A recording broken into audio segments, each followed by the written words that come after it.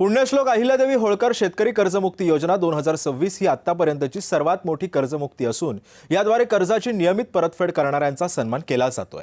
या योजनेमध्ये शेतकऱ्यांना 2 लाख रुपयांपर्यंत कर्जमुक्ती मिळणार आहे। नियमित कर्ज फेडणाऱ्या शेतकऱ्यांना 50,000 रुपयांचा प्रोत्साहनपर लाभ मिळणार आहे। या योजनेचा लाभ सुमारे 56 लाख शेतकऱ्यांना मिळणार आहे। जुलैच्या दुसऱ्या आठवड्यापासून लाभार्थ्यांना या कर्जमुक्तीचा फायदा होणार आहे।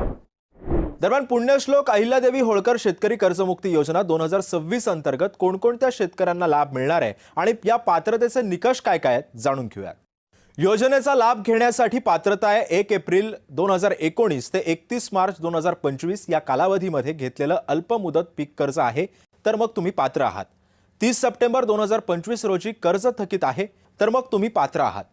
31 मार्च 2026 पर्यंत कर्जाची परतफेड नसेल झाली तर मग तुम्ही पात्र आहात। कर्जाची नियमित परतफेड केली आहे तर मग तुम्ही पात्र आहात। विद्यमान किंवा माजी मंत्री, खासदार, आमदार आहात तर मग तुम्ही पात्र नाही आहात। जिल्हा परिषद, पंचायत समिती, नागरी स्थानिक स्वराज्य संस्थांचे विद्यमान सदस्य आहात तर मग तुम्ही पात्र नाही आहात।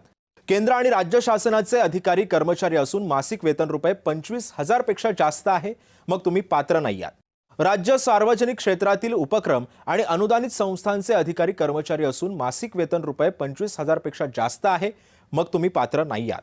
शेतीबाह्य उत्पन्नावर आयकर भरत आहात मग तुम्ही पात्र नाही आहात।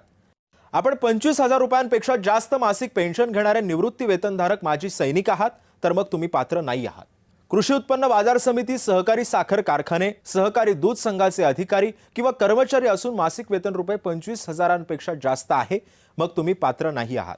सहकारी साखर कारखान्यांचे हंगामी कामगार आहात मग तुम्ही पात्र आहात। पात्र लाभार्थ्यांची यादी ऑनलाईन पोर्टलवरती प्रसिद्ध झाल्यानंतर आधार प्रमाणीकरण पूर्ण करा आणि या योजनेचा लाभ घ्या।